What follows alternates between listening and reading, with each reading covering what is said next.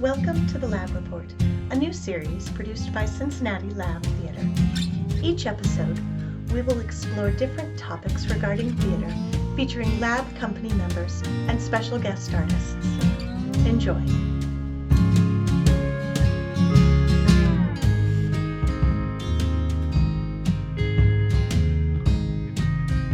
Welcome to episode 8 of the Lab Report, the impact of arts education. I am your host, Tori Pate. In this episode, I speak with the educational coordinators of Cincinnati area theater companies about their educational outreach and their thoughts on the impact of arts education for individuals and communities. Good evening, everyone, and welcome to the Lab Report. Let's get right to some introductions. First, I have Lauren Carr, who is the Director of Education, Engagement, and Inclusion at the Ensemble Theater of Cincinnati.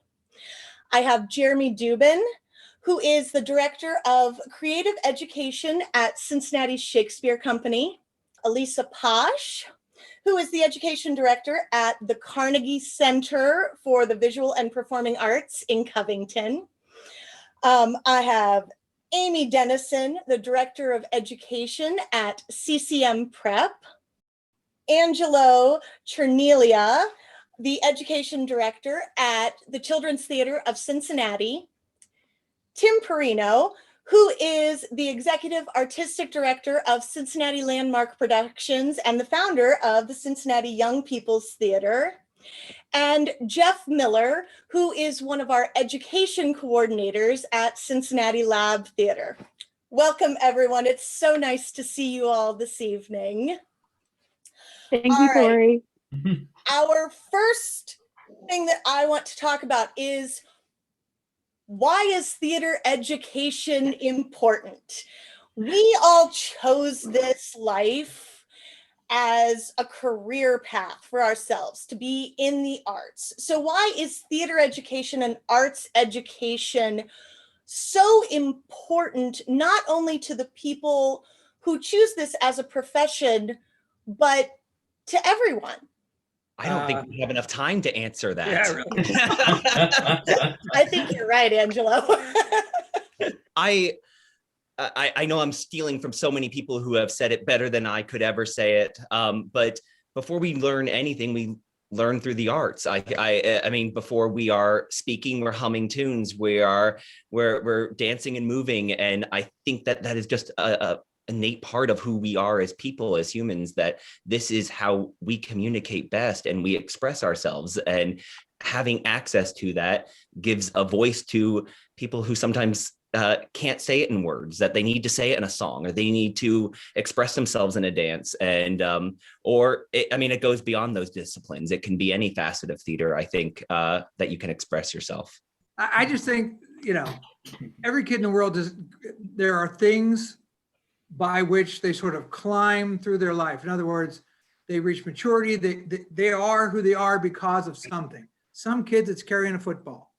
Some kids, it's the military. Some kids, it's business and dimes and nickels and all the important things that make the economy engine go. But for some kids, and I think everybody to some extent, because everybody has a certain amount of everything they should be influenced by. But with theater, I think is always so important, because they're just some kids, that's the way that will make them and help them to grow up, to be who they are, to feel accomplished, to actually truly accomplish, sort of something in their life. That's just who they are and where they should be.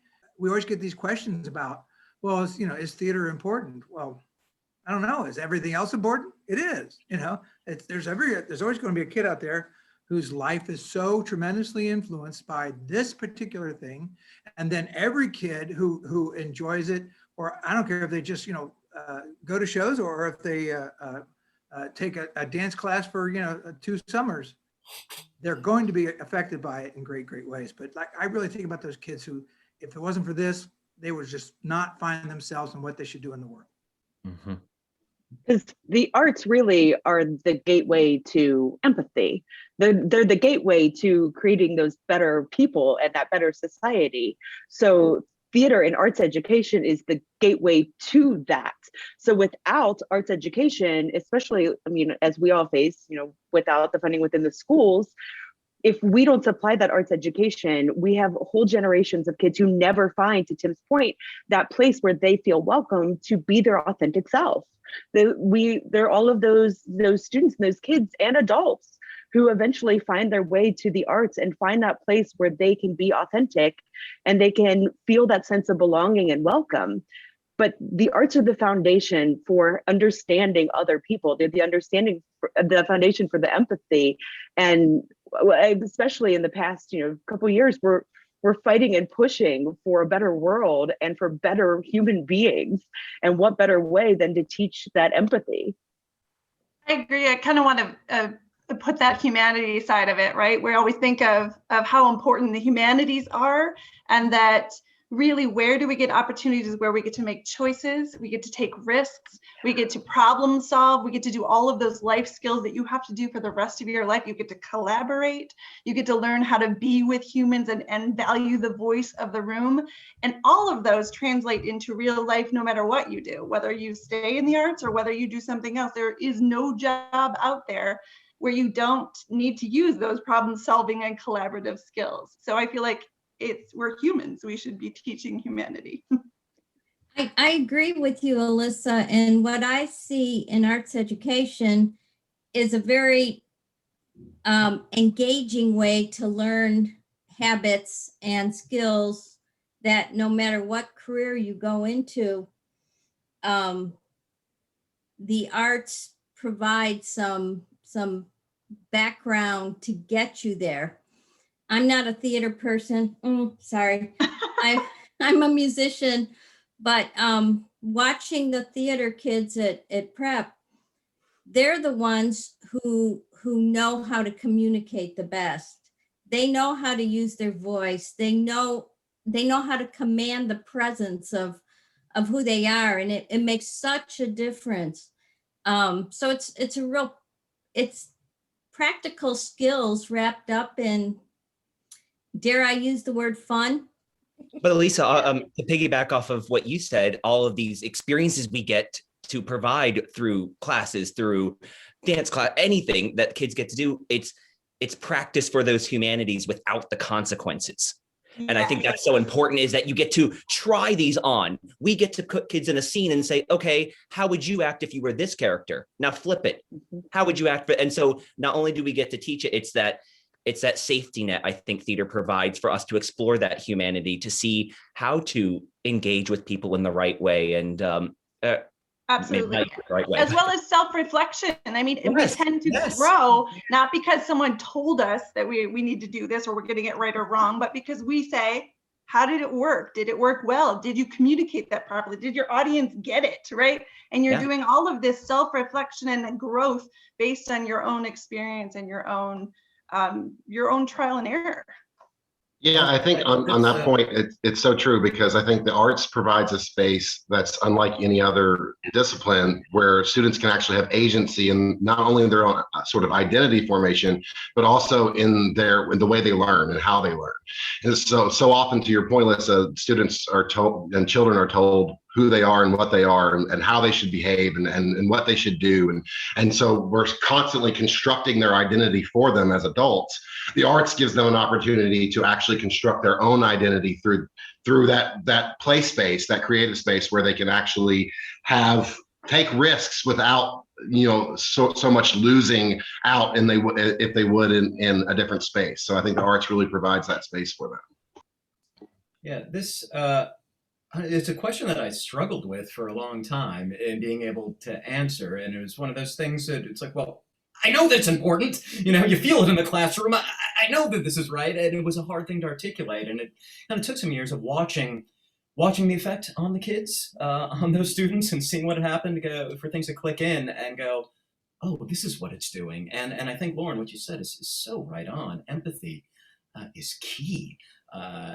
There is very little outside of the arts to teach the idea of emotional intelligence. This should be a part of education, right? Is emotional intelligence. And we're failing these students largely on this level. And to your point, the fact that, I mean, empathy is dying out right now. Look around in this world, and we are just getting more and more polarized. And the idea is to, it's getting encouraged and fostered and reinforced of anyone who doesn't think like you, the enemy, literally the devil, right? And what an insidious and awful, destructive idea. Whereas, arts education, literature in particular, I'd go to literature, and it's all about, okay, let me step into someone else's headspace and see something from someone else's point of view. And theater, I think, is the most extreme form of that, where not only am I going to read at this point of view, I'm going to embody that. I'm going to embrace that. I'm going to become that point of view. And I love, some of my favorite moments are when you're working on a scene with a kid who starts out with a character that they don't like, and then by the end, after a couple of weeks, like, yeah, I didn't like him at first, but you think about it, like, yeah, I thought Lord Capulet was just kind of being a dick, but it's like, he has a point. It's like, yes, right? And both those things are true, and both those things can be true. And what an important skill to be teaching right now, especially. Yeah. The other thing that I always talk with parents about, especially like the business types that are very skeptical of the arts, they don't see the point. But it's like, do you want your child to be responsible for themselves at some point? Because cast them in a role and let them come in and say like, oh, I didn't get to that. Oh, sorry, I'm not off book. It's like, that's cute. You are not only responsible for yourself, you're responsible for the ensemble, you're responsible that social responsibility is taught intrinsically in what we do. And then, kids who, to Tim's point, may just take like a class here, or something there, but they have that foundation and they're going to remember those things of it's on you. Like, yes, you can blame your parents to a point, but it's on you. And then you've got students growing up with that level of maturity and those additional skills that aren't thought of when they're like, oh, they're going to take an acting class, like they'll have fun. But they still have to be so responsible for themselves and for their scene partners. And I think that's the other part of it too, is like giving up and recognizing you're not the most important person in the room. Like, can we all learn that lesson a little bit younger? No, that's nice. And I think that, kind of off what Tim was saying, I think that's great that, sports does that for a lot of students, right? That you build this sense of, of teamwork, and I'm part of a team and I'm part of a whole, and here's how I contribute. But that ain't the path for everyone. And I can say, for me, it certainly was not. I'm really good at tetherball. I'm going to toss that out there. But, it was sports was never going to be my thing. So finding someplace else where you can do that and experience that kind of community, that kind of collaboration and working together as a unit is so important. And yeah, just providing different spaces and different ways and means for students to be able to experience that in their own way, whatever speaks to them.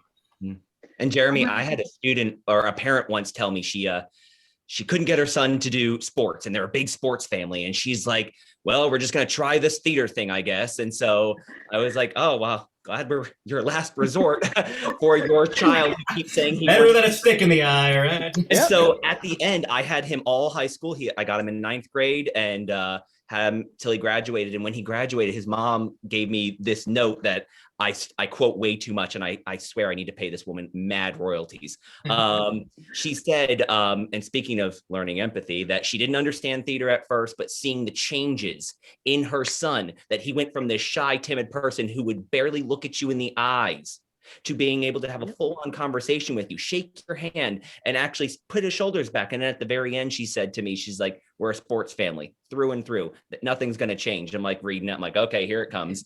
And then she said, all our lives, we teach our kids, you have to do a sports because it builds teamwork and you're going to learn teamwork. And she's like, that's true. You will build teamwork in a sports. But if you are in the arts, you're going to learn how to build a family.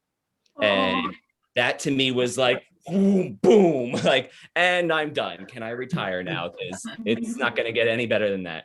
But I believe that because it goes to that responsibility. Lauren, you said you don't learn your lines. That's not on your parent. That's on you. You're letting your cast down, your family down. And there is nothing quite like being on a stage, not knowing your lines and 50 other students looking at you. Experience where the kid misses a class, misses a rehearsal, whatever, and comes back and I say, you missed a rehearsal, very important rehearsal. All these other people are kind of dependent on you as part of that cog in the wheel. And the kid says, well, my mom or my dad or whoever it was said I had to go and do XYZ instead. And I'll say, I'll stop the parent when they pick them up and I'll say, hey, just want you to know that it's really important that, you know, Johnny here comes to these rehearsals, you know, a lot of people here and stuff, and they all got things to do that depend on his part. And they go, well, you know, we took him out because such and such, and whatever the reason was. And I said, would you have taken this kid out of this class or this rehearsal if he was going to miss basketball practice? And they say, no. They write to me. They say, no. And I said, well, why not? And they said, well, basketball, you got the team, you got, you know, responsibility, you've got self-confidence, you've got self-discipline, you've got, you know, all this cooperative stuff you have to learn. And, you know, that's what we want our child to learn. And I said, you just made my case. Why not for this kid? Why is that not what you should do in this way in the theater or the performing arts or the musical arts, etc.? I don't know if you've experienced this, and I'm sure you have. A new group of students, and you ask them to do something creative, and they don't get it. And sometimes I worry that unless we get the kids really, really young, they're not gonna get the arts.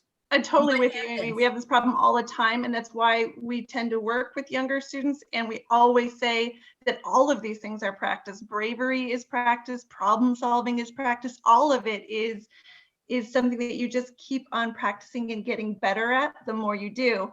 So I'm with you, though. I mean, and you can see it. Like, our mission is to make students make choices, and they're terrified. They would so much rather us give them some cookie cutter experience, because then they're like, oh, I can do that. I know the right and wrong of that. But we're trying to say there is no right and wrong. So I have to make you make a choice. And now you're going to freak out. But it's okay, because you're just practicing. You're practicing making a choice, and you're going to get better and better every time you make a choice, right? I mean, I see that struggle all the time too, and I think, you know, that goes to the way we train our students in educational institutions. We train them. You're going to sit in this desk, you're going to listen, and we're going to give you a test, and you're going to regurgitate that information back to us.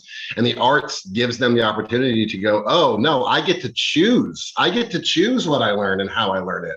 And I think you're right. That the younger we can introduce that idea that you get a choice in this, is the better that the students develop understanding performativity and how they perform themselves to the world and all those kind of things. But I totally understand where you're coming from, because some of my college students, you know, you'll do a scene with them, and they'll like do a tableau and like, look, the meaning of this tableau changed. And they're like, holy cow, you mean our bodies communicate things? Whoa. And it's like these huge light bulbs going off, right? And I think it's amazing. You can see the development in the youngest children. When I used to work with Madcap, you would see students who were terrified to get up and be an audience participant. But by the end, they're the biggest show in the room, you know? And so I think it's really amazing what the arts can do for especially younger students. They spend their time with to exactly what Elisa was saying, like right or wrong. I mean, they're constantly told like that's not the right way to do it. And to be able to say to art students, to get them to be creative, it's like there is no right or wrong. I mean, I always tell my students there's no right or wrong. There's boring or interesting. Who wants to be boring? Make the interesting choice. But you know, it goes back to Amy's point, the fear, you know, they don't want to make that decision. They don't want to make that choice because they're not allowed. Like, we're one of the only areas where there's freedom of choice. We want you to choose. And if they are constantly told one way or the other, they don't know how. I think this is one of those things about that we have to say more and more in school settings, right? Because especially when you're talking to school administrators and trying to be that advocate for the arts, I'm always selling that. Like, this is the chance. This is their moment to actually take a break from their day, and not just take a break, but learn skills that they don't get to do anywhere else. They here get to go, I'm going to practice making choices. I'm going to practice problem solving through this. I'm going to practice being brave. I'm going to reflect. And I love reflection in classroom, because then that empathy side is even better. If your students know, we're going to reflect on this, but our first goal is to say, let's share what we're seeing. Where's the growth that we're seeing right away? It allows students to say, I see your growth, And then I can tell you what doesn't make sense, or I can tell you what I'm confused about. And now you know where to go next, right? It's such a great, like, whole body, whole person way to learn. And then the more we talk to administrators about it, I just sell it like that, like, oh, this is so important and this is so great. They never get this in their day. This is why every day they have to have a moment of where they're getting to make choices. You are making my job so easy this evening, because that is the perfect segue into what I was going to ask next, which is, how do we talk to the naysayers, to the people who are like, the arts education isn't important. We can cut funding for the arts. We don't need to have music class or dance class or drama class. They can do that outside of school, or they can pay for that themselves if they want to do that. You can't have a career in the arts. I mean, I see 8 of us here who have a career in the arts. So what do we say to those people? I mean, go with exactly what Alyssa was saying with the school administrators, the standards that are put on a lot of the students and having to, be able to report back certain benchmarks there's not as much socio-emotional learning that's done there's just not enough to have those scales in place where our things fit into those measurables. So then that you're going back to the funders, and that's a whole cycle of a lot of problems. I mean, a lot of the issues could be solved if, we took a really hard look at grants and funding and the way that that's all set up, because what we do is what attracts the funding, right? The arts education, the outreach in the community, that's the impact beyond our organization's brick and mortar for those funders. But the way they're evaluating our success isn't necessarily in line with the philosophies of our art form and everything we just talked about. We just spent a half hour talking about like why it's important, and all of those things that we just mentioned, we can't measure on a scale with a number to be able to justify the funding, to continue it, to make it better, to get it's this cycle. And talking to the schools and the administrations and having to prove what we do is valid in the school learning because it doesn't fit into that particular rubrics. That's a challenge. Yeah, and I think, there is, to me, there is some hope on the horizon. And just what you're talking about, social and emotional learning, the fact that is now a phrase, and that is something that teachers and administrators, which is the real issue, right, are starting to understand is important, and the importance of, and that that there are rubrics you can measure. And I think that I think we just, haven't necessarily been doing them because this is so new and because it's something that, again, administrators have not been thinking about. But I think you can. And we've started, doing these extensive, questionnaires before and after we go in and do workshops or residencies, touching on things like empathy and confidence, and certainly tying it to more concrete things like, okay, we obviously are focused on Shakespeare, and so you're understanding the material before and after, coming in and doing something visceral and full-bodied, standing up, speaking those words, how that affects then your test taking, which, yes, it's an important thing to them. So it's there, and it's just kind of being able to sell those things and go, yep, here's where it touches, here's where it's important. And thank God there is now some research out there that's starting to be able to back us up on that thing, again, that I think we all sort of instinctually like, I know this is important, how can I prove it? Well, I think it's important, everything that both of you bring up about what we can say to administration, but it's not, we're all theater people. Actions speak louder than words. You have to take them to show them. You have to get a group of teachers to show how arts integration can work, and that just because you're a 3rd grade teacher, I can teach you how to integrate art standards into every single aspect of your lesson planning. And guess what? It's going to make it easier too, because the more connections these students can make, the faster they can retrieve the information. And that is what's going to increase test scores. That's what's going to get that funding going.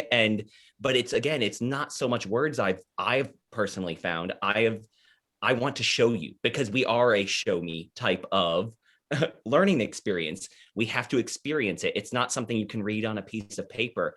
It needs to be something that they want to use, but can come and actually do with you. And then I think they see the benefit. That's the only way I've ever made progress, is like, come and sit in my classroom for 30 minutes. Let's and then have a co-teach. conversation. Yeah, I all the time. I worked at a school where that is what we did. We were one of the first public schools to actually be an arts integrated fully school. We got rid of testing because That's amazing. yes. And so all of our testing was, guess what? You're welcome. You're coming to my math class today. I'm not going to teach you how to do fractions. We're going to cut some fabric out and you're going to show me that you know fractions and measurements by sewing together these pants. And that is how we actually assess students, was this. And they would go to shop class and the same thing. If you can put together this set and measure it out appropriately and it's not wobbling, it's safe, it's constructed well, I think you know math. Yeah. I mean, the concept of differentiated learning, I think it was 20 years ago, the first time, I was really introduced to the concept, and yet we still can't fully implement it and know that the students, some are going to learn better by physically getting up and learning that fraction. I mean, like we all learn differently, and you'd think that being able to see the arts, the impact of the arts maybe would have had a brighter light on it in the past year when, yes, everyone turned to the arts. People literally were stuck in front of their screens. And I just hope that coming out of this, that those administrations, although the school systems, I mean, it's a whole other call, Tori, that's a whole other lab report, getting into the problems when it comes to the school systems. But I just don't know if they will have, really processed everything that happened in that way to see the impact that the arts has had. I have been doing a lot of research. No, I haven't been doing a lot of research. I've been reading research about how much the brain is, particularly music, but I can see how it translates to all the arts, how the arts nourish and keep the brain active. And I read some research on somebody who took piano lessons, let's say they were 10 years old. They still had the neurological benefits of what piano playing does for them 40 years later. So the arts really have a service to people, keeping, all those neurons interconnected and so on, because the arts are multitasking at its best. It's hard. Change comes real slow, especially, for institutions. And so, I guess you keep doing it, don't get discouraged. And then, the thing that I've found that has been invaluable is talking to teachers and going and great, how can we best serve you? How can we best implement this? How can we make things easy for you? As well as I feel like sometimes you have to come with some basic knowledge, because I feel like there's so many parallels between the standards of non-arts content and the arts standards that you're just like, oh, that is the same thing. And what's going to make it more fun is if you engage, or if you get the students to learn it through this art form, because it's the same thing. English language arts is huge. Social studies is huge. Science has so many elements that cross so easily. We just have to be willing to be like, hey, I'm gonna go read your standards, and then we can come together. So, because I know teachers don't have time to add more to their plate. They just don't. Yeah. So if we come to them and say, I read your standards, I know you're trying to do this thing, I've got this great way that you can engage your students in the standards that you have to teach, but using the arts, then they're like, oh, okay, they're more likely to play. And then it does feel more collaborative, and there is kind of a co-teaching system. That's actually something as soon as I got to TCT and I was going through stuff and I was like, okay, what can I start changing? And because, we have change. I was taking their show companion, their study guides that they had. And they're like, no one uses them. I'm like, I can tell you why. As a classroom teacher for way too many years, I know why they're not using them, because there's nothing to tie these back to standards. And so I started going through every single one of them and okay, let's start putting the standards in and how you can put this in. So at the back page, there is an entire list of all the standards that now they can come and see, and then hand it right to a principal. Hey, we're going to go see this show. Then they get the funding to go get money to come, see the show, because they can immediately link it with what they are in their curriculum mapping, and we can meet them right where they are. On top of it, they, like most of the non-art standards, have new expectations of Yeah. actual, like, observe, explore, create. I mean, you have to do this in a non-art standard. But that's And then Blue's and taxonomy. classroom teachers Kind of- are like, I mean, that have- just seems like chaos to them. So we're like, oh, we know how to do that. We're the arts. Well, I'll show you how to control your chaos in a fun way, right? I kind of view when we're going into the schools, like we're there to make their lives easier, right? So we're there to help and aid all of the lessons. And then for us, always practicing like the social model of disability. So nothing about us without us. I can't go to a school and say, here's what I have, you need this, because they know what they need more than I know what they need. So having that conversation and including them in all of that planning, it is that more collaborative, which is the basis of what we do in theater. And it just continues those lessons. And at the same time, we're also teaching those teachers. And they're teaching us. They're telling us things and giving us valuable information, especially like, well, here's what the admin is asking that we need. And so if you can include these buzzwords in that, in your curriculum, it's like, oh, great. Yep, I can do that easy. And then they have that thing that they can take to the administration, go, hey, those things you're asking us for, here, here it is. I would like to hear a little bit about what each of your individual companies, what their educational outreach is like. What is your program like? Who is your target? I know some of you are schools, some are after school programs, some are elementary, some are high school, some, I know there's some adult programs out there. So tell me about your programs. So I can share what we do with the Carnegie. So we basically divide ours into 3 different tiers.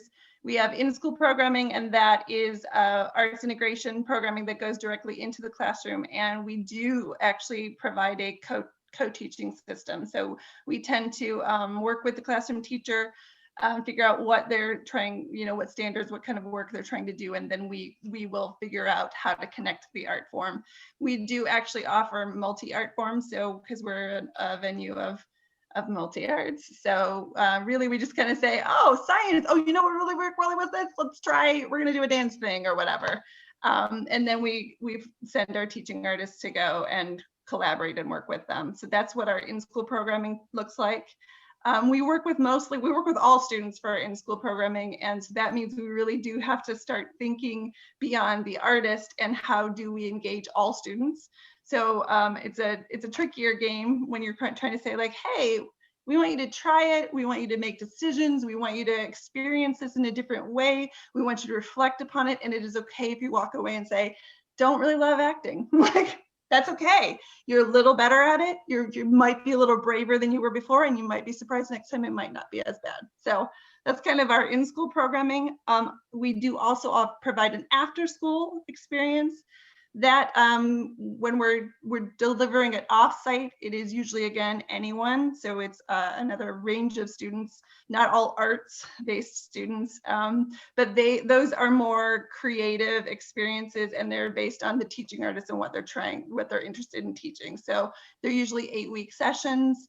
And then the students do some kind of exploration around that art form that ends in some kind of culminating experience.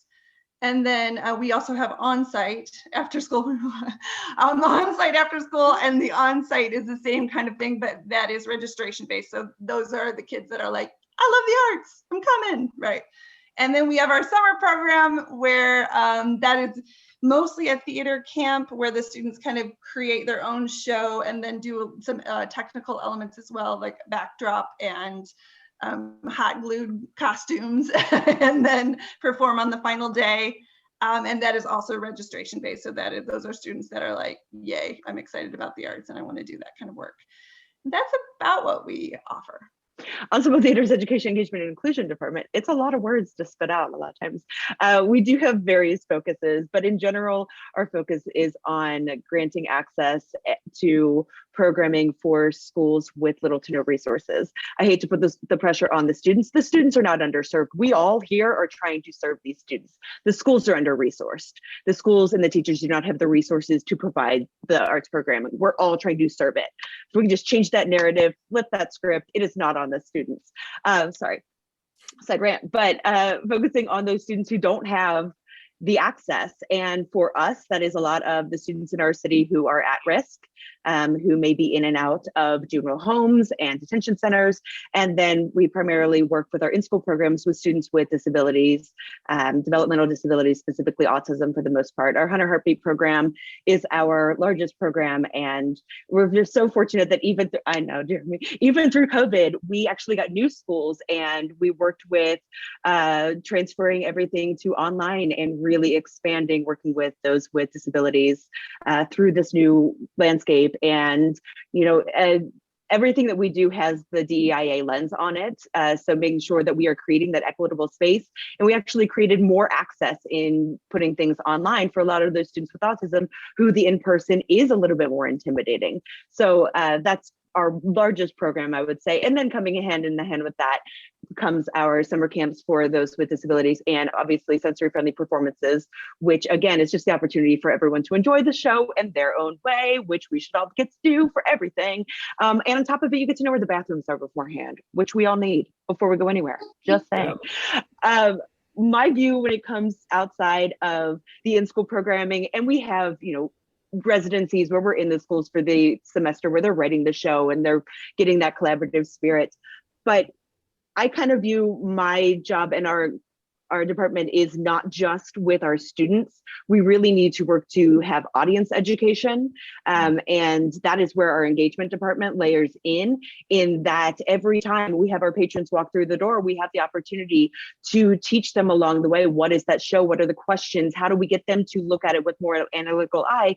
And again, to find that empathy in having that shared experience with the other audience. So that's another layer for us when it's really important for us that everything we do is not just you're seeing the show or not just the class. It's the full experience that you're having just to be able to really truly engage with your community as well as your peers. Continuing to do classes with adults. One of the things we've been able to switch over through COVID is public speaking on Zoom for corporations. So a lot of those classes were able to transition online. So maintaining, you know, working with the community, so working to make sure that we are educating not just our students in the schools and on site and camps and everything else, but to make sure that we're working to educate ourselves, working to educate our community, and especially all of our patrons and our audience. Cool. Well, I'll jump on and say, yeah, we have also many programs. I would say they kind of fall into two big buckets, big buckets of arts. But we have sort of our outreach stuff where we're going into schools, where we're doing workshops, doing residencies, and obviously most of that being a Shakespeare company, we are largely going into either theater classes or English classes. We're starting to branch out a little bit and find those places where can we get into a science class or a math class and find those things. So we're just starting to kind of crack that nut. But that's, largely where we are going in. And I think as Jeff was saying, trying to, students are kind of programmed to be behind those desks and get them up from behind the desks, get them speaking the speech, getting them to have an emotional response to the text that they're speaking. And, in that case, I think they are trained. That's what you're saying, Jeff. They're so trained to kind of keep everything under wraps and keep everything cool. And that's important, of course. We live in a society. You need to learn how to do that. But also, you need to learn sometimes, I got to connect to this rage and find a way to let it out. That's also really important. So just giving them permission, opening the door to go, yeah, I'm going to scream at this line out at the top of your lungs. That's great. So just getting them up and experiencing, connecting, to the material in that way. And we also, we have our tour shows I mentioned that we bring in, and sometimes they are able to accommodate those, they're 90-minute, 2-hour shows, have a big assembly, and we're able to bring, live theater to them. And many students which have never experienced live theater. That's, an incredible experience. We have, I'll talk quickly about one of our flagship initiatives, which is Project 38, as I'm getting ready to kick it off this coming week. I think by the time this drops, it'll be the previous week. But that's where we go into 38. We work with 38 schools in the area. Each one gets a different one of Shakespeare's 38 plays, right? Hence the title. And we send out this fleet of teaching artists to go over the course of the year, work with students on creating some representation of that play. And the cool thing I love about this is it's student driven. It's whatever they want to do, whatever speaks to them about this play. So it could be, sure, traditional scenes and monologues, could be a music piece, could be a dance piece, it could be, we had films. We had a Lego Titus Andronicus one year, one of my favorite things I've ever seen. We had a Love's Labor's Lost board game. So it's whatever. Again, finding the language that speaks to the students and gets them excited, taking ownership over this, and then coming out. Especially those kids who get to work with Cymbeline or Troilus and Cressida, who now are walking around going, "Yeah, I worked on Troilus and Cressida last semester. It was cool." That's amazing. So that's our one bucket, and then the other bucket is our more intensive. So those are the summer camps, and we have some year-long programs, the Groundlings, where they're coming on Saturdays, and this is where we're dealing with the same students more intensively. What I've come to discover and treasure is the community that they develop there, and for so many of these kids, clearly community they are lacking elsewhere. And being able to come and find a place where they can be themselves, where they can make those choices, where they can scream at the top of their lungs, where they can explore identity. I'll tell one quick story, then I'll be out. I share this because this is a former camper who's now an LGBTQ activist here in the city, and they're doing amazing work. They said this was the first time where they were exploring their identity, and because of the nature of theater, I'm sure many of you can relate to this, the gender imbalance, right? There is almost always many more female identifying students than male identifying students. So we're constantly casting females as males, swapping genders in Shakespeare. Wow, crazy, mind-blowing. Can't imagine that. Gender fluidity. So at the time, as a female identifying or identified student who was getting to dress up as a male, and then all of a sudden I was able to do this, and I was able to chase around girls on stage, and I was getting applauded for it, and it was this incredible, liberating feeling, and I got teary as they were describing this. It's like I never even consider that aspect of it. That's such an important part of development and allowing that freedom as many folks are talking about. All right, I'll shut up now. I work in a school, the prep department, which is in a school, the College Conservatory of Music, which is in a school, the University of Cincinnati. So we're a school. Now, Amy, is it a school? You could call it a school. Mhm, Yeah. I'm familiar. Okay, thank you. As one of your employees, I find this new. I've been. But you have to tell people. Well, yes, it's a school, but so our emphasis is on learning the process. Our final exams are the recitals, are the shows, are the performances. We do have a number of high-level programs where students are hoping to get into CCM or one of its counterparts. What I discovered was that's just the top tip of the triangle. Most of the students that come to CCM dig the arts, love the arts, and plan to be bionuclear scientists or something like that. They're smart kids, and so they get a lot from our program. We get a lot from them. We have classes, ensembles, lessons, summer programs. And I think the word preparatory is a misnomer. We have students who are about 3 years old in the Suzuki program, up to a great program we have called the New Horizons Orchestra. And that's a program for beginning musicians who are 50 years or older. And I play cello in the group. It is the most incredible program. A lot of people retire and do what they wanted to do all their lives. And so we have a lot of students in the New Horizons who are 65 years old and have never played an instrument and are learning, and they're so excited. They do everything. They go to the symphony with their friends. They have chamber music. They come to rehearsals. They're just like little kids who get excited, but they don't want to be around the little kids. They want to be around their peers.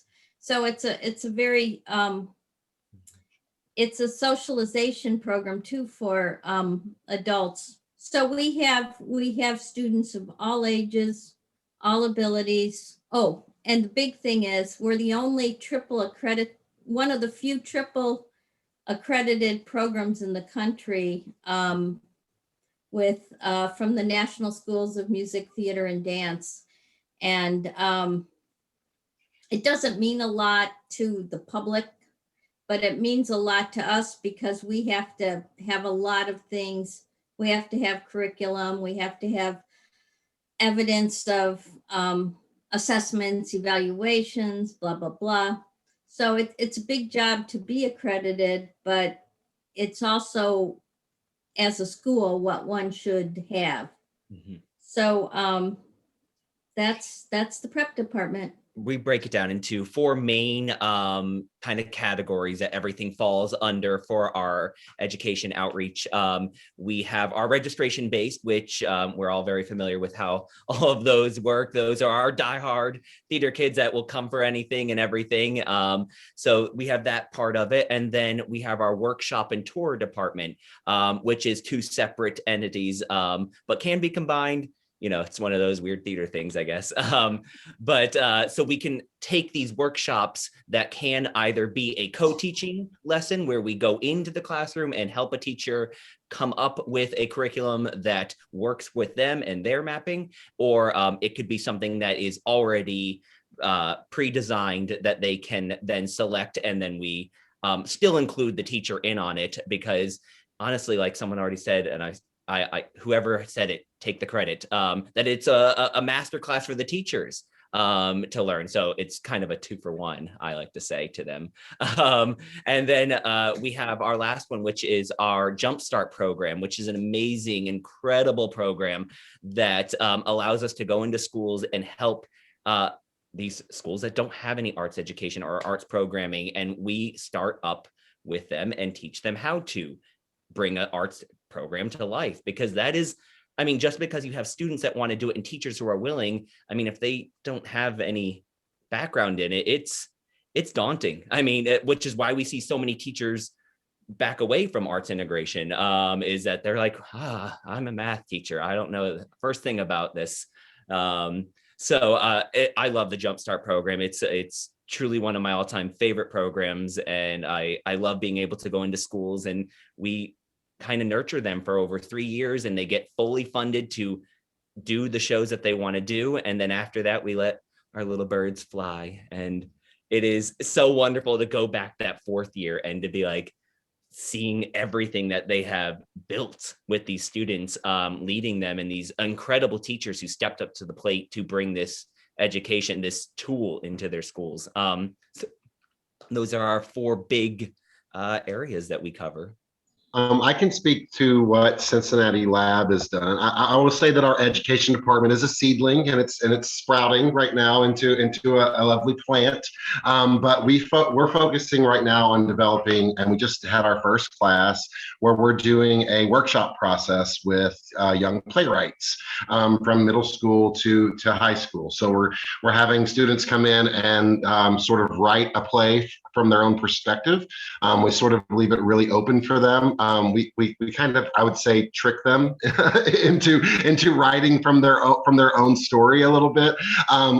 They came up. Our recent class is their theme that they came up with together was self-truth. What was it? Self-growth, truth, and realization. Yeah. So they're writing plays sort of from their own perspective and finding a way to tell a story. And then we're able to use the sort of lab process with them to do a sort of mini workshop process with them. So we get to read their plays, we get to give them feedback, they get to rewrite and edit and revise the play through the process. And then finally they get to showcase that at the end, and they showcase that to their parents and we had a college class join us to help them sort of understand how their ideas developed into a full story. And now they're going to showcase those coming up in May at Washington Park. They're going to perform those pieces as staged readings. So we're able to give them sort of an 8-week abbreviated workshop process for their 10-minute play, and they're able to really start to write from their own perspective and learn what it is to be a playwright. And I think playwriting is something that gets lost in our education department sometimes, and I think it's a really important space for people who want to be playwrights to have. So yeah, that's what we're doing at Lab right now, and trying to develop that a little bit more. So yeah. You know, we started with Cincinnati Young People's Theater as our founding organization, and really was founded particularly as an all experience for any kid in the theater: set, costumes, lights, props, performing. Today, that's still mainly the case, but of course, we put on every summer a very, very large, musical production. But in starting it that way, and eventually as we merged with Madcap Productions, Madcap Puppets. So Madcap, of course, is our outreach. And yes, I know they do a lot of work on, what are the educational standards? How do we fit those into the puppet tale? How do we, talk about storytelling, and et cetera. But of course, they're known for their rather fantastical and usually very large puppets, backpack puppets, as well as, the hand and rod, et cetera. So that element has survived the lovely pandemic. And we're actually starting to get bookings again for the summer, and we're hoping to get back in schools in the fall. Beyond that, when we merged with Madcap, we took over the fundraising and became Madcap Education Center on Harrison Avenue with multiple studios, a cute little theater for about 135 people, et cetera. And that has morphed pretty well, I think now, into an education center for the arts. It is, again, registration based. It's a non-certified or non-accredited school sometimes, but it is particularly focused on the development of people from very young age, 8 years old, up and through 19, 20, even for that matter. A number of our classes are very populated with college performers who may or may not major in theater at college, but are certainly well experienced and are coming back to really sharpen up on dance, acting, singing, you name it. We have a lot of workshops, a lot of evening classes in that regard, Saturday classes, et cetera. So that is, we call that now CYPTC, Cincinnati Young People's Theater Conservatory. And that's our big trick and our big aim. It's even in our mission statement, of course. We're trying to create a continuum of opportunity and learning towards whatever you want to be in life. But from 8 years old forward, you can be in a camp where you write your own show, or a camp where you do a Disney show, or a camp where you learn to make armor and cool, safe combat items and do a little stage combat. Obviously dance, singing, acting. Once in a while, I'm going to get out there and start teaching juggling again. But guitar, voice, piano, all those things, especially, were going on. Now we're starting to rebuild. But particularly the Cincinnati Young People's Theater Conservatory program is going very, very well now. And so, like I say, we have kids as young as 8, kids as old as in their 20s and in college, and the occasional adult doing all those kinds of classes. And what is a really neat facility. If you haven't been there, check it out. We're very proud of it, obviously. Well, I would say we have 3 flags of flying for education opportunities in the arts: the CYPTC Conservatory Program, the Cincinnati Young People's Theater Summer Program, which is coming back this summer after having to not go last summer. And then beyond that, the Madcap Puppets going out into schools, particularly libraries, a lot. Of course, there are occasional special events and things that they do in other places, but our mainstay for that touring operation with Madcap Puppets has been libraries and schools. Isn't it amazing? Like, just, a lot of cities are lucky if they have like one theater or one group that does theater education. And right now, like, we're not even everybody. right? Like Wow. we're not even every institution in our city. It's pretty incredible that, we have these opportunities and, we are this gateway to this incredible art form that we all teach to all of these students, whether they're East Side, West Side, Northern Kentucky, Indiana, up in Warren County and going up, like we get to work with all of them. And all of us, while a lot of what we do may cross over. And, as someone who grew up in Cincinnati taking all these classes, I teach at CCM Prep, but I took CCM Prep.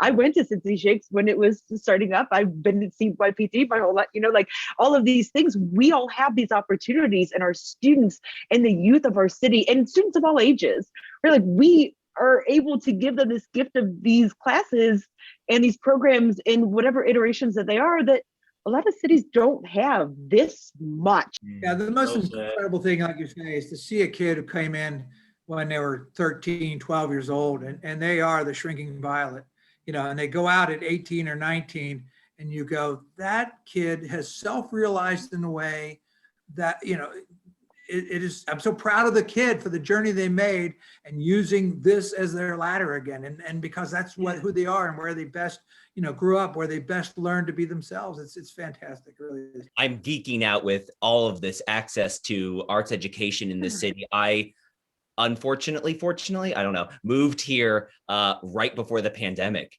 And so moved to OTR, and all of a sudden, boom, I didn't get to experience all of your incredible programs. It is so true that I've had the privilege of working in so many cities, and no city has education as an abundance as this city has, and just so different too. Like everyone's saying that our kids can go and take classes from all of these different organizations and really leave with something different and unique from every single one of us. And that is what makes a whole arts student right there, not one of us, all of us together. It is easy, like when we do have the successful kids who have been through all of our programs, it is so easy. And especially as us performers, right, who we get on stage for applause, for approval, right? Like we stand on stage and beg people to say we did well. But to say that's my kid.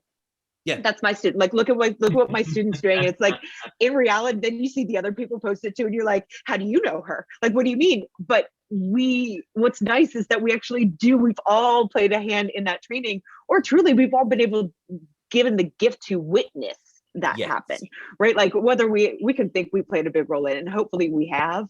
But really, it's their journey. We're just I get to see that part of it. We're all it's empathy based, but it's my kid. I mean, you're both saying the access, that these students have and is incredible. And just to piggyback off of, you mentioned the pandemic. There's been this pandemic going on, and it's been a year, and it's frankly, I mean, it's sucked, a lot of it, but there have been some amazing things that have come out of it in terms of access that I'm excited to see moving forward. For this, because before this, I mean, I certainly was one of those people saying when this all started, it's well, I can't teach an acting class over Zoom. That's ridiculous. But we all buckled down and we figured out how to do it. And it was oh, this actually can work. And in addition, now that everyone pretty much in the country is fluent with video conferencing now, which they were not before. Not the mute button, though. But being able for the students who we weren't able to get there, or they weren't able to get to us, now suddenly we can have that access. And so there have been some silver linings that have come out of this. So I'm excited to see that that tremendous access that's already there expand even more. Tori, did you have questions? Why are you here? I mean, I did, but I mean, you guys have covered them all. You really have. Something that we've touched on a little bit, but not a whole lot, is that how do we as arts professionals impress upon the general public, not necessarily administrators or grants organizations and corporations, but just the general public, how important it is to have arts education for not just our students, but for our communities? How do we get Million that question. information to them? billion-dollar question. And I I don't think- know the answer. If someone would answer that, I'll give you my $1 billion that I don't have.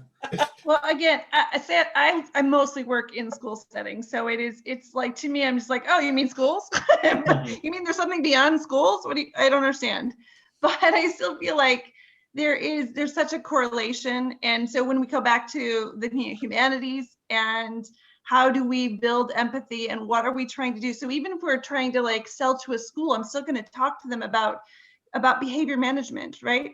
Like behavior management isn't saying, no, you're doing a bad job, go sit down. It's about how do I get more engagement out of these students? How do we get them to express themselves? How do we get them to self-reflect? How do we get them to do all of these social emotional things?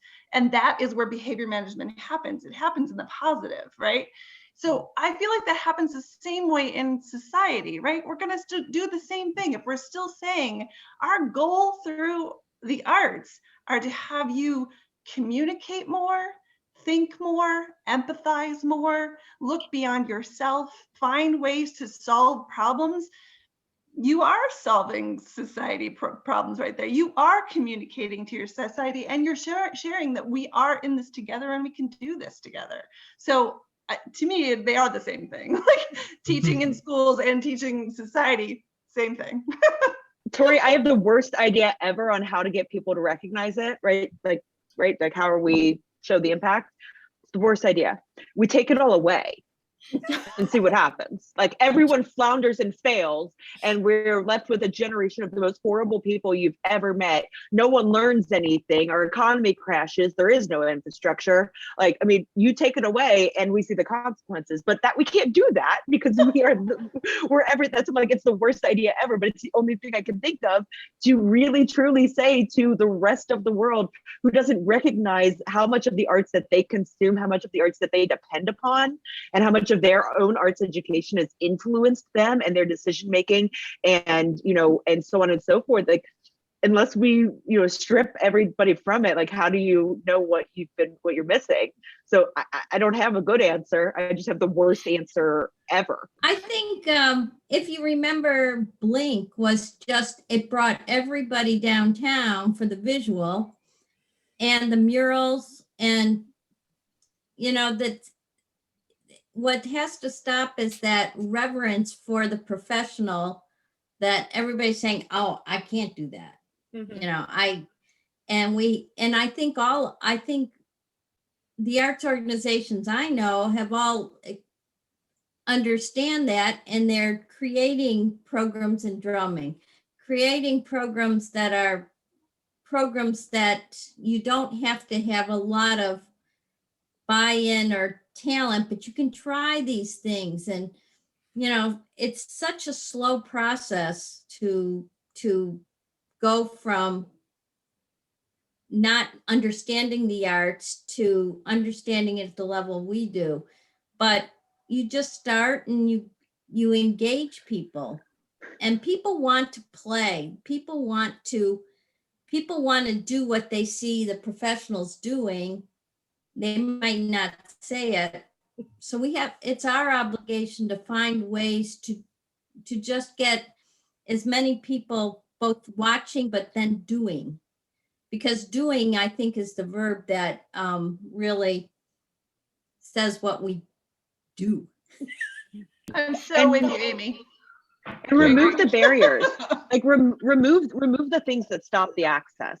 Like remove, I'm sorry to say, but the pomp and circumstance around like making sure that you've got that one special outfit to wear to that very expensive show for that very expensive whole experience, when we don't make the arts as accessible as we need to financially, socially. I mean, just those expectations that are put on the person to travel and go and park and dress nice. And that's wonderful. And I love it. I love doing that. I love dressing up for a show and feeling like, I'm up to the nines, like for that special experience. But at the same time, we're all wearing sweatpants for a year.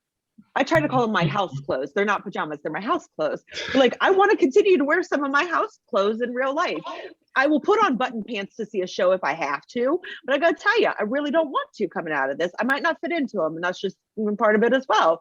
But there's so much of the this is the way that we do it, and this is the way that it's done. And that's an easy thing for us to change. Like, that's easier than changing people's minds. You're changing the way that we construct those barriers for people to access the arts. I mean, that's got to be the first thing. If we are able to take those down, at least like lower them a little bit so that everyone feels like they are welcome to go. We are welcoming to our students. And again, we find that place and we're that home for them to be able to be themselves. We need to give that access to the funders, to the public, to the parents, to the administrations, to Joe Schmo, right? Like walking down to be able to say like, hey, there's a show running at Shakes. Like, let me see if I can just go in.